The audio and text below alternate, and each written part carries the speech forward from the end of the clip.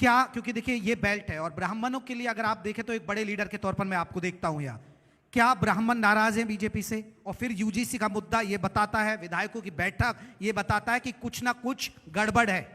देखिए, ब्राह्मण को समाज में एक श्रेष्ठ दर्जा मिला हुआ है और वो दर्जा इसलिए मिला हुआ है कि भगवान राम ने रावण का वध किया, धर्म के लिए किया। रावण ब्राह्मण था, भगवान राम क्षत्रिय कुलभूषण थे, लेकिन उसके बाद भी ब्राह्मण हर दीपावली पे, हर दशहरे पे बड़े गर्व के साथ भगवान राम की जयकार करता है और रावण का पुतला जलाता है। इसलिए ब्राह्मण श्रेष्ठ है।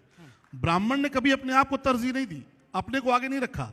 देश आगे होना चाहिए, समाज आगे होना चाहिए, हमारी सनातन परंपरा आगे होनी चाहिए। और आज जब ब्राह्मण समाज ये देख रहा है कि बाबा विश्वनाथ का मंदिर सज के तैयार है, भगवान राम का मंदिर 500 साल बाद, सुन लीजिए महोदय, यूजीसी भी तो देख सुन तो लीजिए, 500 साल के बाद भगवान राम का मंदिर बनके तैयार हो गया, बाबा विश्वनाथ का दरबार सज गया और अब तो मथुरा की बारी है।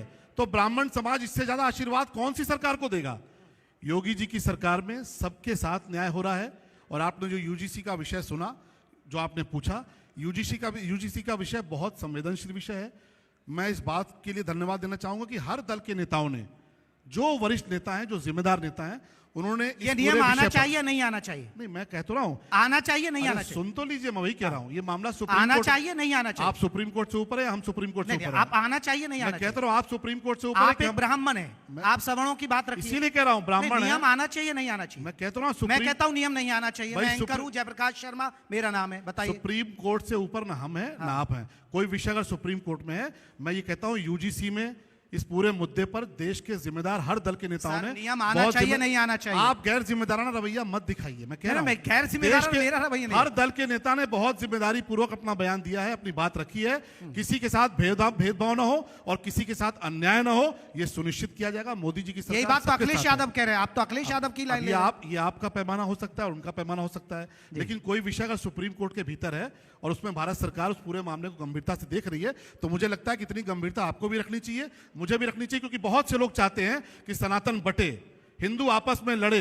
बहुत से लोग चाहते हैं, यूजीसी ला रही है, आप कौन विपक्ष थोड़े बांट रहा है? यूजीसी कौन विपक्ष थोड़े लाया सर? बहुत से लोगों के विचार ये हैं कि हिंदू बटे तो हिंदू कटे, हम ना बटने देंगे और ना कटने देंगे। भाई यूजीसी कौन लाया? मैं कह तो रहा हूं, जो भी लाया यूजीसी, जो कौन लाया सर, मुझे बताइए ना सर। आप पत्रकार रहे हैं त्रिपाठी जी, इसीलिए बता रहा हूं सर, आपको सवाल का जवाब देना होगा, इसीलिए आपको भी पता होना चाहिए। बांट कौन रहा है? विपक्ष थोड़े लाया इसको। मैं कह तो रहा हूं कि यूजीसी एक संस्था है, जो स्वायत्त संस्था है, वो लेकर आई। ये मामला सुप्रीम कोर्ट में, आप भी एक बहुत जिम्मेदार पत्रकार हैं, और अगर सुप्रीम कोर्ट किसी मामले की सुनवाई कर रहा है, तो आप क्यों चाहते हैं कि जी न्यूज के मंच से कोई ऐसी बात निकाली जाए जो समाज में विद्वेष पैदा करे? हम तो जोड़ने की बात करते हैं, आप तोड़ने का मंशा लेकर क्यों बैठे हैं? मैं तो सवाल पूछने आया हूं सर, इतनी दूर से। आपके सवालों के पीछे उनकी मंशा जुड़ी हुई है जो देश समाज को बांटना चाहते हैं।